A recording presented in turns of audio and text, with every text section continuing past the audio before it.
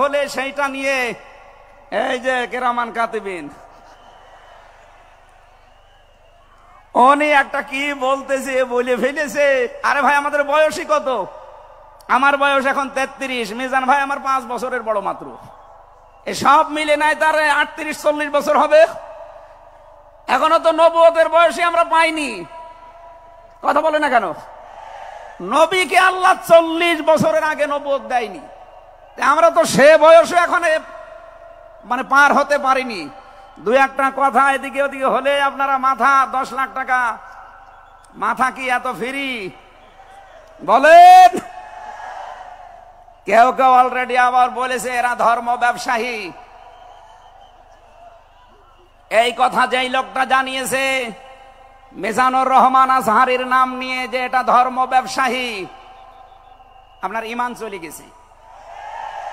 কারণ মিজানুর রহমান আজহারীর নামের আগে একজন আলেম লিখা আছে, আল উলামা ওয়ারাসাতুল আম্বিয়া, আলেমরা নবীর ওয়ারিস। এই কথা বলেন না কেন? অনেক বড় দায়িত্ব তার মাথার উপরে।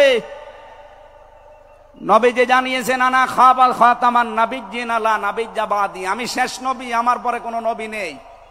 এ কথার ভেতর একটা ইঙ্গিত আছে, নবী শেষ, তারপরে নবী নেই।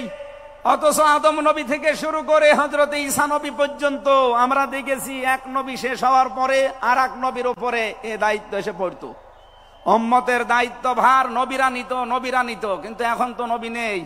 যেহেতু ওনার ঘোষণা আমার পরে আর কোন নবী নেই, আমি শেষ নবী, এই হিসাবে নবীজি জানিয়েছেন আল উলামা ওয়ারাসাতুল আম্বিয়া, আমি থাকবো না কিন্তু আলেম থাকবে, এরাই আমার ওয়ারিস, এরাই আমার স্থলাভিষিক্ত।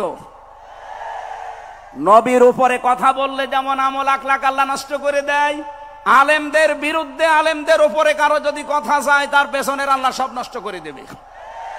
অহুম লা ইয়াশউরুন, কখন যে নষ্ট হয়ে যাবে আপনি টেরও পাবেন না। এই জন্য সীমা লঙ্ঘন করা যাবে না, কথা এবং আচরণে আপনারা সাবধান থাকবেন। যারা এই সীমা লঙ্ঘন গুলো করছেন, কাদের ইঙ্গিতে করছেন আমরা কিন্তু জানি। মাঝে মাঝে দাদারা এসে আপনাদের কান পড়া দিয়ে যায় আর আপনারা তখন উল্টা পাল্টা কথা বলতে থাকেন। কেউ না জানলে দেশের আলেমরা কিন্তু আগেই টের পায়, কারণ এরা তাহাজ্জুদের নামাজের সেজদায় আমার আল্লাহর সাথে কথা বলে। কথা বলেন না কেন?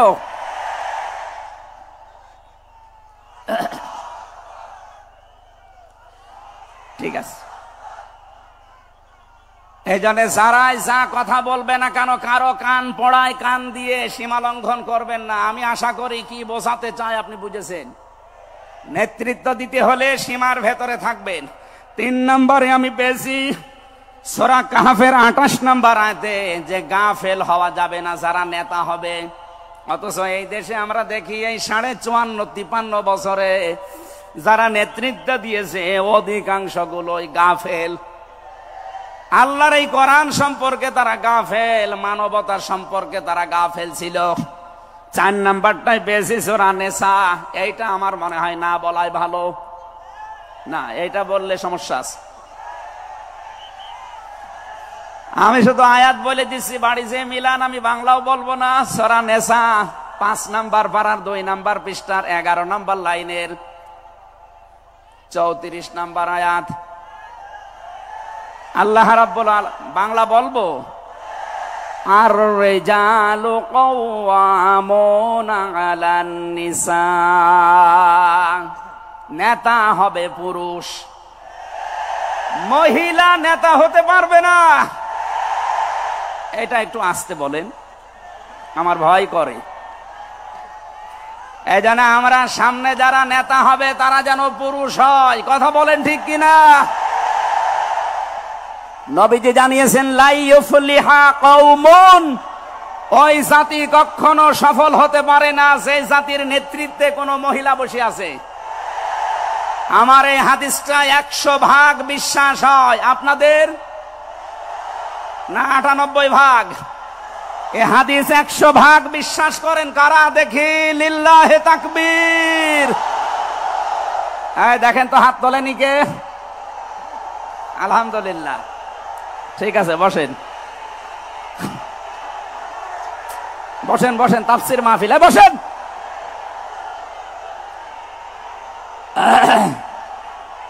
এটা যদি আমরা মেনে নিতে না পারি, এই 54 বছরে আমরা যেখানে ছিলাম আরো পেছিয়ে যাওয়া লাগবে।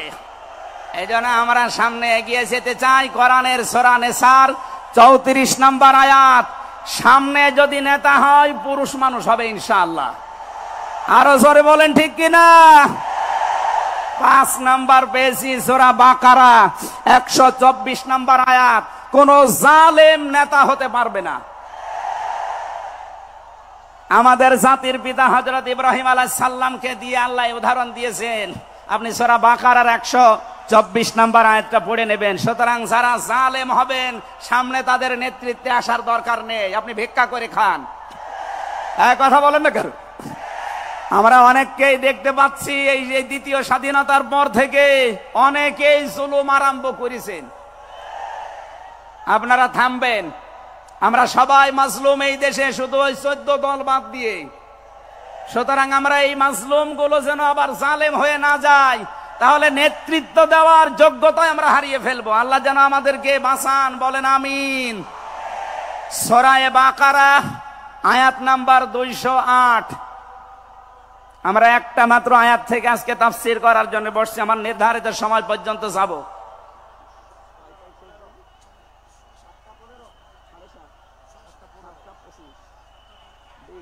ঠিক আছে, জবান খুলে দিয়ে আগে পড়ে না। আউযু বিল্লাহি মিনাশ শাইতানির রাজিম, বিসমিল্লাহির রহমানির রহিম। ইয়া আইয়ুহাল্লাযীনা আমানু দুখুলু ফিস সিলমি কাফা। এ পর্যন্ত থাক। যেহেতু ডক্টর মিজানুর রহমান আজহারি আর 20-25 মিনিট পরে চলে আসবে, এই জন্য আমরা এ পর্যন্ত থাক। 3 ভাগের 1 ভাগ আমরা পড়লাম। সূরা বাকারা আল্লাহ তাআলা ডাক দিয়েছেন ইমানদারকে। কাকে বলেন তো? আমরা ইমানদার না বেঈমান? ঈমান আনার আগে একটা কাজ করা লাগে। আল্লাহর ঘোষণা, ফামাই ইয়াকফুর বিত-তাগুত ওয়া ইউমিন বিল্লাহ। কেউ যদি ঈমান আনতে চায় তার প্রথম কাজ হবে সে যেন তাগুত ছেড়ে দেয়। এদিকে কি মানুষের চাপে, মানুষের চাপে এগুলো হচ্ছে নাকি? আপনারা একটু ধৈর্য ধরেন। আসলে এনাদের তো আর জায়গা নেই, আর কোথায় পাবে জায়গা? এখানে শুনলাম আসার আগে 8 থেকে 10 লাখ মানুষের ওনারা ব্যবস্থা করেছে। এরপরও বাইরে যে অবস্থা দেখলাম, কমপক্ষে 15 থেকে 16 লাখ মানুষ আজকে এই সিলেটের ময়দানে এসেছে কোরআন শোনার জন্য। আলহামদুলিল্লাহ। সম্মানিত ভাইরা, আমরা যেটা বলতে চাচ্ছি, ঈমান আনার আগে আল্লাহর নির্দেশ যে তাগুত ছেড়ে দাও, তাহলে ফাকাদ ইসতামসাকা বিল উরওয়াতিল ওয়াসকা, এমন একটা মজবুত রশি ধারণ করতে পারবা, লাং ফিসামা লাহা, যা ছিঁড়ে যাবে না। এ বাংলাদেশ সহ বিশ্বে আমরা যারা ঈমানের দাবি করি, অনেকে তাগুত ছেড়ে না দিয়ে ঈমান এনেছি। এজন্য বিপদ আসলে ঈমান আর টেকে না। পক্ষান্তরে যারা তাগুত ছেড়ে দিয়ে ঈমানের দাবি করতে পেরেছে, এই মানুষগুলোর ঈমানের যত পরীক্ষা হয় তাদের ঈমান তত মজবুত হয়। শহীদ আল্লামা দেলাওয়ার হোসেন সাঈদী তার 1 নম্বরে প্রমাণ। কথা বলেন না কেন? 13টা বছর জীবনে একটা ঘরে কাটিয়েছে, তারপরও তিনি মাথা নত করেন নাই। কারণ তাগুত ছেড়ে দিয়ে ঈমান এনেছিলেন। তাগুত ছেড়ে না দিয়ে যদি ঈমান আনতেন তিনি টিকে থাকতে পারতেন না। আমি বহু মানুষ জেলে দেখেছি, বহু আলেমকে দেখেছি, তারা টিকে থাকতে পারে না, আল্লাহকে পর্যন্ত দোষারোপ করে। ডক্টর শফিকুল ইসলাম মাসুদ, দেলাওয়ার হোসেন শিবিরের সাবেক সভাপতি, নাম নিয়ে বলছি এই কারণে, এই মানুষগুলো ঈমান এনেছিল তাগুত ছেড়ে দিয়ে। দেলাওয়ার ভাইকে তার গরম করে লজ্জাস্থানে ঢুকিয়েছে, পুরুষাঙ্গ নষ্ট করে দিয়েছে। 57 দিন লোকটা রিমান্ডে ছিল, তারপরও টলাতে পারে না জালেমরা। কিন্তু যারা ঈমান এনেছে তাগুতের সাথে মিল মহাব্বত রেখে, আপনি তাকান, আগস্টের 5 তারিখের পরে তারা অনেকেই বেঈমান হয়ে গেছে। জাতীয় মসজিদের সাবেক ইমাম, কথা বলে না কেন? 5 তারিখের পরে পালিয়েছে, পৃথিবীর ইতিহাস পাল্টিয়ে দিয়েছে। জাতীয় মসজিদের ইমাম পালিয়ে যায়, এটা একটা লজ্জা না? এমপিরা নাই পালিয়ে গেল, তা আপনি কেন পালাবেন? কিছুদিন পরে জোর করে এসেছিল ইমামতি আবার করব, জনগণ জুতা দিয়ে পিটিয়েছে। পরের দিন স্ট্যাটাস দিয়েছে, জনগণ জুতা দিয়ে পিটিয়েছে, তাই কি আমার গায়ে লাগেনি। মানুষ কত নিচে নামতে পারে। তার বাবা তো একজন ভালো মানুষ ছিল, একজন আলেম ছিল, কি এসেছে আল্লাহ জানে। একটা জালেমাকে সে নাম দিয়েছে কওমি জননী। এই নামটা যেই দিন দেয় সেদিন জেলখানায় ওনার নামে বদদোয়া হয়েছে। মাওলানা মামুনুল হক সহ যত আলেম ছিল আমরা এক জায়গায়, ওনারা বলছিল যে করলো কি হেফাজত ইসলামের 13 সালে এতগুলো মানুষ হত্যাকারী যার হাতে রক্ত লেগে আছে, আর সেই লোকটাকে নাম দিয়ে দিল কওমি জননী। আমাদের মাথা কাটা গেল। এরকম হাজারো আলেম, হাজারো পীর, হাজারো মুসলমানের দেশে ঈমান রাখতে পারে নাই, কারণ তাগুতের সাথে সম্পর্ক রেখে ঈমানের দাবি করত। আল্লাহ বলেন ঈমান আনতে হলে আগে তাগুত ছেড়ে দাও, এরপরে ঈমানের দাবি করো। উদখুলু ফিস সিলমি কাফা, ঈমানদার যারা তারা প্রবেশ করো পুরোপুরি ভাবে ইসলামের। এখানে সিলমন বা সালমন, সিনের উপরে জবর দিলে হয় সালমন মানে শান্তি, সিনের নিচে জের দিলে হয় সিলমন মানে ইসলাম। আল্লাহ রাব্বুল আলামিন ঈমানদারকে ডাক দিয়ে জানিয়েছে তোমরা প্রবেশ করো, যেহেতু সিলমনটা আছে এজন্য ইসলাম নেওয়া লাগবে। আমি যতগুলো তাফসীর বিশ্ববিদ্যালয়ে থাকাকালীন মিলিয়েছিলাম এই সিলমন দিয়ে। আমি ভার্সিটিতে থাকাকালীন প্রায় 42টার উপরে এক জায়গায় মিলিয়েছি, যে দেখি সবাই কি বলে। প্রত্যেক মুফাসসির এখানে শান্তি না, এখানে নিয়েছেন তারা ইসলাম অর্থে তোমরা পুরোপুরি ইসলামে প্রবেশ করো। এখন আমরা যদি প্রশ্ন করি পুরোপুরি ইসলামে প্রবেশ করার অর্থ কি, কোরআন শরীফ থেকে আমরা ব্যাখ্যা বিশ্লেষণ দিয়েছি যে 5টা বিষয় যখন দেখবেন আপনার ভেতরে আছে, তখন বুঝবেন আমি পুরোপুরি ইসলামে প্রবেশ করেছি। জোরে বলেন সুবহানাল্লাহ। আমি তাফসীর থেকে যে নোটগুলো নিয়ে এসেছি তার 1 নম্বরে আপনি যখন দেখবেন যে আপনি আত্মসমর্পণ করে ফেলেছেন, 2 নম্বরে আপনার ভেতরে ইখলাস তৈরি হয়েছে, 3 নম্বরে আপনার বিশুদ্ধ আকীদা তৈরি হয়ে গেছে, 4 নম্বরে আপনার চরিত্র উন্নত হয়েছে, 5 নম্বরে আপনার লেনদেনের স্বচ্ছতা এসেছে। এই 5টা কাজ যখন আপনি দেখবেন তখন মনে করবেন যে আমি ইসলামে পরিপূর্ণ প্রবেশ করেছি। এখন বলেন তো আপনার কি 5টা কাজ পরিপূর্ণ হচ্ছে? আত্মসমর্পণ 1 নম্বরে আপনাকে করা লাগবে আমার আল্লাহর সামনে। কার সামনে? এটা দেখিয়েছেন আমাদের জাতির পিতা হযরত ইব্রাহিম। ইয ক্বালা লাহু রাব্বুহু আসলিম ক্বালা আসলামতু লিরাব্বিল আলামিন। সূরা বাকারা 1 নম্বর পারা 19 নম্বর পৃষ্ঠা 7 নম্বর লাইনের 131 নম্বর আয়াতে আছে। এটা ইবনে কাসিরে পাবেন। আল্লাহ পাক বলেন আত্মসমর্পণ করো। উনি গাছের মাথায় বসে কোড়াল দিয়ে কাঠ কাটছিলেন, ডাক দিয়ে বলে মাবুদ এখানে বসে আত্মসমর্পণ করব কি করে? আল্লাহ পাক বলেন আত্মসমর্পণ এখানে খতনা করে আত্মসমর্পণ করো। গাছের মাথায় তিনি কোড়াল দিয়ে খাতনা করে বললেন আমি মহাবিশ্বের প্রতিপালকের কাছে আত্মসমর্পণ করলাম, স্যালেন্ডার করলাম। এতটুকু তিনি শেষ করেননি, তিনি ডাক দিয়েছিলেন ইন্তেকালের আগে তার সন্তানদেরকে, ওয়াসাসা বিহা ইব্রাহিম বানিহি ওয়া ইয়াকুব ইয়া বানিয়া ইন্নাল্লাহা আস্তাফা লাকুমুদ্দিন ফালা তামুতুন্না ইল্লা ওয়া আনতুম মুসলিমুন। হযরত ইব্রাহিম আলাইহিস সালাম এবং ইয়াকুব এই 2 জন নবী ইন্তেকালের আগে তার সন্তানকে ডাক দেন, হে আমার কলিজার টুকরার সন্তানেরা, ইন্নাল্লাহা আস্তাফা, অবশ্যই আল্লাহ তোমাদের জন্য মনোনীত করেছেন লাকুমুদ্দিন, একটা দিনকে, ফালা তামুতুন্না ইল্লা ওয়া আনতুম মুসলিমুন, মৃত্যুবরণ করবা না যতক্ষণ মুসলমান হতে না পারো। এবার আসেন তো ইব্রাহিম আমাদের জাতির পিতা, হযরত ইয়াকুব আলাইহিস সালাম তাদের সন্তানদেরকে ইন্তেকালের আগে নসিহত করলেন যে তোমাদের জন্য আল্লাহ একটা দিন মনোনীত করেছেন। কি মনোনীত করেছেন? দিন কি? এ রাতের পরে যেটা আসবে ওই দিন। বলেন বলেন। কবরে গুরুত্বপূর্ণ যে প্রশ্নগুলো তার ভেতরে এটা একটা, মা দীনুকা, দিন কি? এটা যদি আপনি ক্লিয়ার হতে না পারেন, কবরে যে প্রশ্নের জবাব দিতে পারবেন না। এজন্য এই বিষয়টা নিয়ে বিস্তারিত আমাদের জানা শোনা দরকার। দিন বলতে আল্লাহ নিজেই আবার ব্যাখ্যা দিয়েছেন। দিন কি জানো? ইব্রাহিম নবী যেটা, ইয়াকুব নবী যেটা তার সন্তানদেরকে বারবার ওসিয়ত করছিল ইন্তেকালের আগে, আল্লাহ তোমাদের জন্য একটা দিনকে মনোনীত করেছেন। সেই দিন হচ্ছে ইসলাম। জোরে বলেন সুবহানাল্লাহ। ইন্নাদ-দীনা ইনদাল্লাহিল ইসলাম।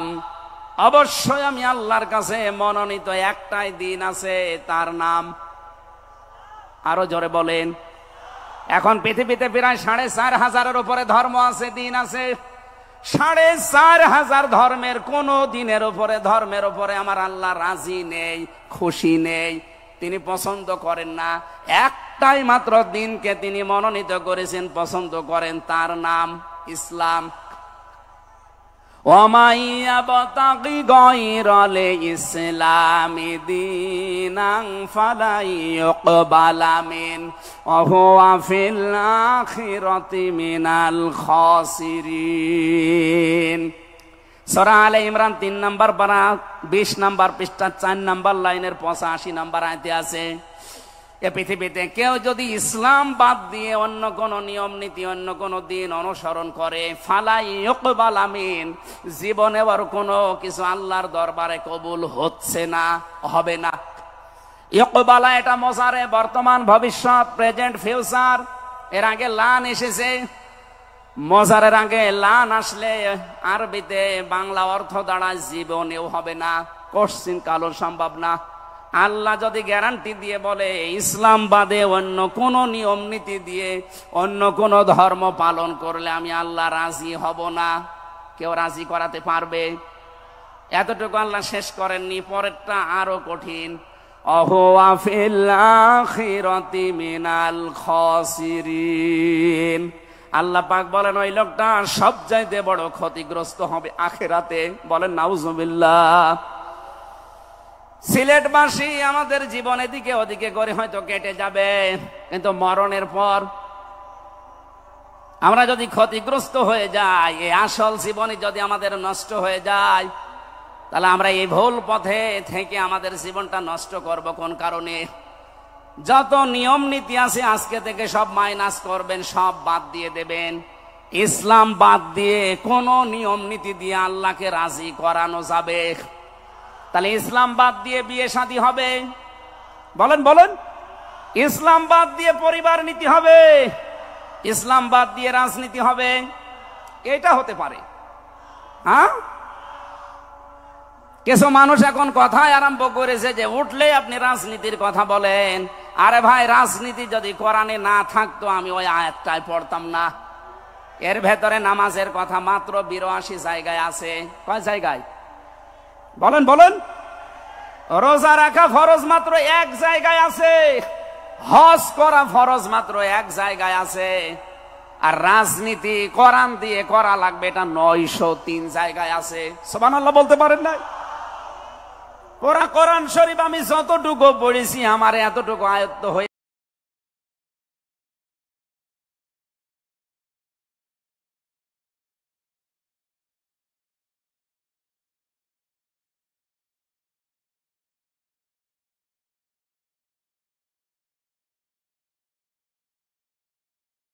পেশ করছেন আমাদের সকলের কাঙ্ক্ষিত মেহমান, নন্দিত মুফাসসির কোরআন আল্লামা ডক্টর মিজানুর রহমান আজহারি।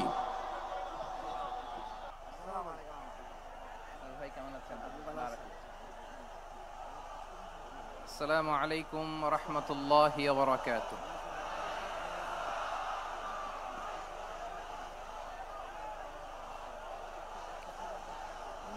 ইন্নাল হামদালিল্লাহ إن الحمد لله نحمده ونستعينه ونستغفره ونؤمن به ونتوكل عليه ونعوذ بالله من شرور أنفسنا ومن سيئات أعمالنا من يهده الله فلا مضل له ومن يضلل فلا هادي له أي فلن تجد له وليا مرشدا ونشهد أن لا إله إلا الله وحده لا شريك له والذي لا ضد له ولا ند له لا مثل له ولا مثيل له لا وزير له ولا كفيل له لا شبه له ولا شبيه له لا ولد له ولا والد له وهو الواحد الفرد الصمد لم يلد ولم يولد ولم يكن له كفوا أحد ونشهد أن سيدنا ونبينا وحبيبنا وبشيرنا ونذيرنا وطبيبنا وطبيب قلوبنا وحبيبنا وحبيب ربنا محمدا عبد الله ورسوله أرسله بالحق بشيرا ونذيرا وداعيا إلى الله بإذنه وسراجا منيرا أما بعد فقد قال الله تعالى في كلامه المجيد وفي فرقانه الحميد أعوذ بالله من الشيطان الرجيم بسم الله الرحمن الرحيم يا أيها النبي إنا أرسلناك شاهدا ومبشرا ونذيرا وداعيا إلى الله بإذنه وسراجا منيرا إن الله وملائكته يصلون على النبي يا أيها الذين آمنوا صلوا عليه وسلموا تسليما اللهم صل على محمد وعلى آل محمد كما صليت على إبراهيم وعلى آل إبراهيم إنك حميد مجيد اللهم بارك على محمد وعلى آل محمد كما باركت على إبراهيم وعلى آل إبراهيم إنك حميد مجيد সকল প্রশংসার মালিককে সকল ক্ষমতার উৎসকে কেউ যেটা পারে না পারে কে কেউ যেটা দেখে না দেখে কে কেউ যেটা দেয় না দেয় কে সে আল্লাহর দরবারে আমরা শুকরগুজার হচ্ছি আমরা সবাই পড়ছি কালিমাতুশ শুকর আলহামদুলিল্লাহ গলা ছেড়ে দিয়ে সবাই আওয়াজ করে পড়ুন, রব্বানা লাকাল হামদ হামদান কাসীরান তাইয়্যিবান মুবারাকান ফি ইয়া রাব্বি লাকাল হামদু কামা ইয়ানবাগি লিজালালি ওয়াজহিকা ওয়া আযীমি সুলতানিকা লাকাল হামদু বিল ঈমান লাকাল হামদু বিল ইসলাম লাকাল হামদু বিল কুরআন। আল্লাহ রাব্বুল ইজ্জা ওয়াল জালালের দরবারে লাখো কোটি শুকর এবং সুজুদ এবং শুকরিয়া আদায় শেষে আমি আজকের এই প্রোগ্রামের ইন্তেজামিয়া কমিটি আঞ্জুমানে খেদমতে কোরআনের শুকরগুজার হতে চাই, যে অর্গানাইজেশনটি আপনাদের এই ভূখণ্ডের জন্য একটি নেমা এবং সিলেটের অত্যন্ত প্রাচীন একটি সংগঠন। আমি এসে জানতে পারলাম অনেক প্রাচীন একটি সংগঠন। তারা শুধু দাওয়া অ্যাক্টিভিটিসই করেন এমন নয়, অনেক সোশ্যাল অ্যাক্টিভিটিস ওনারা করেন। এবং এই আঞ্জুমানে খেদমতে কোরআনের অর্গানাইজেশনে সিলেটের আলিয়া মাদ্রাসার যে ময়দান, সেখানে দীর্ঘ 33 বছর 34 বছর সরাসরি কোরআন থেকে তাফসির করে আপনাদেরকে শুনিয়েছেন এই ভূখণ্ডের তাফসির জগতের কিংবদন্তি শহীদ মরহুম আল্লামা দেলোয়ার হোসেন সাঈদী রাহিমাহুল্লাহ। আমরা আমাদের আল্লামার জন্য দোয়া করি, আল্লাহ তাআলা মরহুম আল্লামা দেলোয়ার হোসেন সাঈদী রাহিমাহুল্লাহর জীবনের সকল খেদমাগুলোকে আল্লাহ তাআলা কবুল করে নিক। ওনার কবরটাকে আল্লাহ তাআলা কোরআনের নূর দিয়ে মোনাওয়ার করে দিক। সম্মানিত সুধী, আজকের এই প্রোগ্রামকে বাস্তবায়নের জন্য এখানকার সিটি কর্পোরেশনের কথা আমি শুনেছি, ওনারা খুব কোঅপারেট করেছেন। প্রশাসনের ভাইয়েরা দিন রাত এক করে কাজ করেছেন। আইন শৃঙ্খলা বাহিনী, সেনাবাহিনী, র্যাব, বিজিবি, ডিবি, গোয়েন্দা সংস্থা থেকে শুরু করে সবাই অত্যন্ত পরিশ্রম করেছেন। এবং আঞ্জুমানে খেদমতে কোরআনের যে সুপারস্টার ভলান্টিয়ার্স ভাইয়েরা, আমি আসার পর থেকেই দেখেছি এয়ারপোর্টে রিসেপশন থেকে শুরু করে সিকিউরিটি প্রোটোকল এবং আমাদেরকে মঞ্চ পর্যন্ত নিয়ে আসা পর্যন্ত আমি দেখেছি অসাধারণ পারফরমেন্স তাদের। আমি আমার অন্তরের অন্তঃস্থল থেকে আঞ্জুমানে খেদমতে কোরআনের ভলান্টিয়ার্স ভাই যারা আছে তাদেরকে আমি শুকরিয়া জানাই। আজকের এই প্রোগ্রামে উপস্থিত আছেন সিলেটের রাজনৈতিক ব্যক্তিবর্গ, সামাজিক ব্যক্তিবর্গ, ধর্মীয় ব্যক্তিবর্গ। উপস্থিত আছেন সম্মানিত ইমাম সাহেব, খতিব সাহেব, মুয়াজ্জিন সাহেব, ইউনিভার্সিটি, কলেজ এবং শিক্ষা প্রতিষ্ঠানগুলোর সম্মানিত প্রিন্সিপাল স্যার, শিক্ষক মণ্ডলী, শিক্ষার্থী বন্ধুরা এবং আপামর তৌহিদি জনতা। সিলেটের নাম বললেই হযরতে শাহজালাল শাহপরানের রাহিমাহুমুল্লাহর নাম চলে আসে, ঠিক কিনা বলেন? শাহজালাল শাহপরানের পুণ্যভূমি। অনেক আল্লাহর ওলিরা এখানে শুয়ে আছেন। এই পুণ্যভূমিতে শুয়ে আছেন আল্লামা আব্দুল লতিফ সাহেব ফুলতুলি রাহিমাহুল্লাহ, ঠিক কিনা বলেন? কেরাতের উপরে ওনার অনেক খেদমা গোটা বাংলাদেশ ব্যাপী। আল্লাহ এই খেদমতগুলোকে কবুল করুক, আমরা পড়ি আমিন। এই পুণ্যভূমিতে শুয়ে আছেন হযরত মাওলানা আব্দুল করিম শাইখে কৌড়িয়া রাহিমাহুল্লাহ। আমি এসেই ওনার গল্প শুনলাম আজকে। এই পুণ্যভূমিতে শুয়ে আছেন হাফেজ মাওলানা নুরউদ্দিন গহরপুরি রাহিমাহুল্লাহ। এরকম অনেক নাম না জানা আল্লাহর ওয়ালিরা, সাধকরা, ওলামায়ে হযরত এই পুণ্যভূমিতে শুয়ে আছে এই সিলেটে।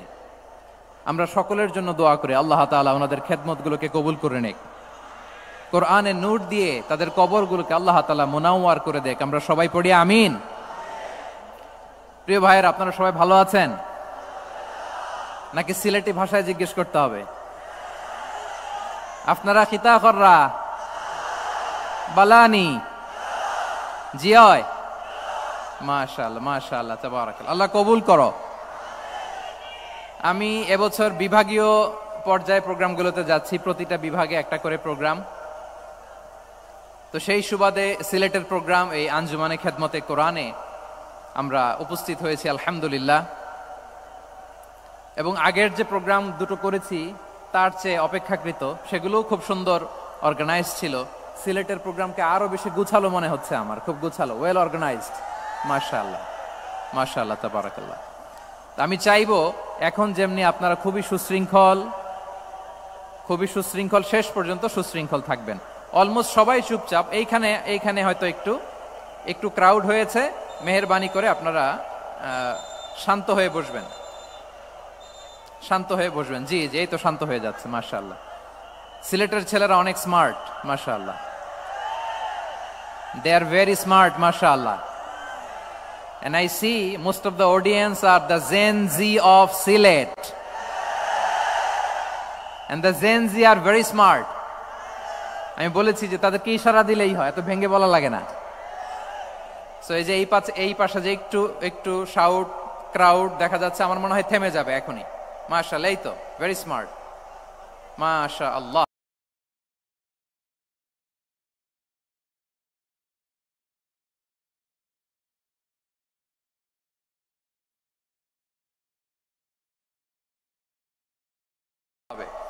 এবং 9:30টার মধ্যে আমাকে প্রোগ্রামও ক্লোজ করতে হবে, যেহেতু দূর দূরান্ত থেকে অনেক জেলা থেকে আমাদের ভাইয়েরা এসছে, তাদেরকে আবার নিরাপদে ফিরতে হবে। সো আপনারা যদি আওয়াজ করেন, কথা বলেন, বিশৃঙ্খলা করেন, আমরা যে ইনস্ট্রাকশন মঞ্চ থেকে দিব তার বাইরে যেয়ে যদি কিছু করেন, একে অপরের দিকে তাকান, অন্যদিকে মনোযোগী হন, তাহলে আপনারা বঞ্চিত হবেন। আমরা এসেছি কোরআন থেকে কথা শুনতে, ঠিক কিনা বলেন? এখানে আমাদের সময়ের দাম আছে। অনেক হাই প্রোফাইল পার্সোনালিটি এই স্টেজে বসে আছেন। আপনাদের এই পুলিশ সুপার থেকে শুরু করে, ডিসি থেকে শুরু করে, তারপর থানার ওসি থেকে শুরু করে, সিটি কর্পোরেশনের অফিসার থেকে শুরু করে, all are engaged in this program. So it's not a easy job, এটা বুঝতে হবে। সবার কোঅপারেশন ছাড়া এত বড় পাবলিক প্রোগ্রামকে সাকসেসফুলি, পিসফুলি অর্গানাইজ করা সম্ভব না। আমি শেষবারের মতো এই যে এই পাশে আমার প্রিয় কলিজার টুকরা যুবক ভাইদের বলবো, তোমরা কষ্ট করে একটু আজকের 1 ঘন্টার জন্য একটু বসে যাও। হ্যাঁ দেখেছি, মাশাআল্লাহ, হ্যাঁ দেখেছি, এই যে হাত নাড়ালাম, হাত নাড়িয়ে শুভেচ্ছা জানালাম, ঠিক আছে, মাশাআল্লাহ, মাশাআল্লাহ, মাশাআল্লাহ, ঠিক আছে। আল্লাহ কবুল করুক, আল্লাহ কবুল করুক। এরাই হচ্ছে আগামীর বাংলাদেশ। এই যে সিলেটের সমন্বয়ক যারা 24-এর ছাত্র নাগরিক অভ্যুত্থানে যারা নেতৃত্ব দিয়েছে, ফ্রন্ট লাইনার হিসেবে কাজ করেছে, ওরা এসে আমার সাথে দেখা করলো, প্রাণ ভরে আমি দোয়া করেছি, তোমরাই আগামীর বাংলাদেশ, তোমাদের হাতে নিরাপদ আমার এদেশের লাল সবুজের পতাকা। তোমাদেরকে দায়িত্বশীল ভূমিকা রাখতে হবে। মাশাআল্লাহ, হ্যাঁ হ্যাঁ, হেরে যাবে হিংসা, জিতে যাবে ভালোবাসা, ঠিক আছে, দেখেছি দেখেছি দেখেছি, মাশাআল্লাহ, মাশাআল্লাহ, তাবারাক। এই তো শান্ত। এভাবে কয়েক মিনিট একটু কোঅপারেট করলে আমি কিছু বার্তা, কিছু মেসেজ আপনাদের সাথে শেয়ার করবো ইনশাআল্লাহ। যখন আমি জিজ্ঞেস করব তখন আওয়াজ করে উত্তর দিতে হবে, আর যখন কথা বলবো তখন চুপ থাকতে হবে।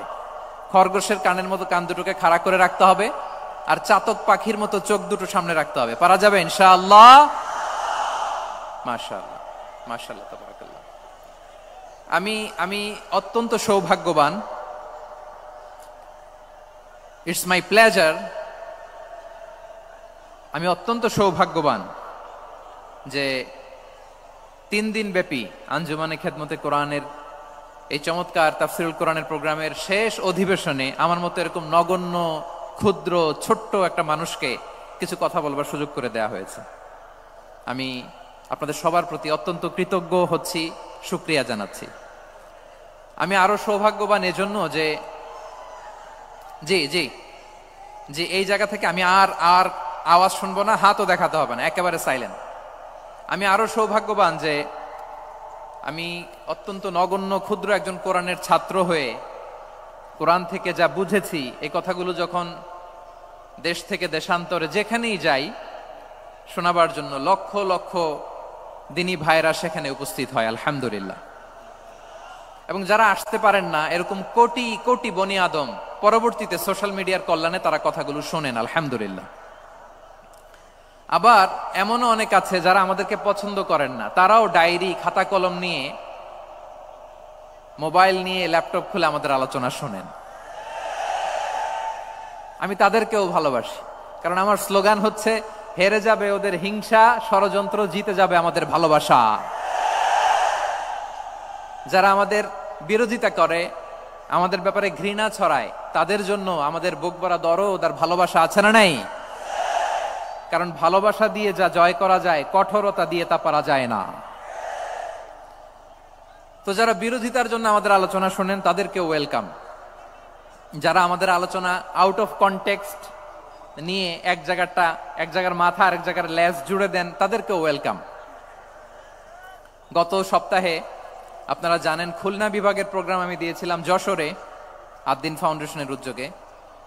তো যশোরের প্রোগ্রামের এক ভিডিওর পেছনে আমাদের কিছু দিনী ভাইরা 6 বছর আগের এক অডিও ব্যাকগ্রাউন্ডে জুড়ে দিয়ে বিভ্রান্তি ছড়ানোর জন্য সোশ্যাল মিডিয়াতে ছড়িয়ে দিয়েছে। তো তাদের প্রতিও আমাদের কোনো রাগ নাই, ক্ষোভ নাই। তারা হয়তো দিনই তাকাদা থেকেই করেছে, কিন্তু তারা হয়তো বুঝতে পারে নাই এই যে রিসেন্ট আলোচনার ভিডিওর পেছনে 6 বছর আগের অডিও জুড়ে দেওয়া, এটাকে বাংলায় বলে প্রতারণা। কি বলে? প্রতারণা, ধোঁকাবাজি। এখনকার আলোচনার ভিডিও আর ব্যাকগ্রাউন্ডে এডিট করে লাগিয়েছে 6 বছর আগের অডিও। এটারে প্রতারণা বলে, ধোঁকাবাজি বলে। আর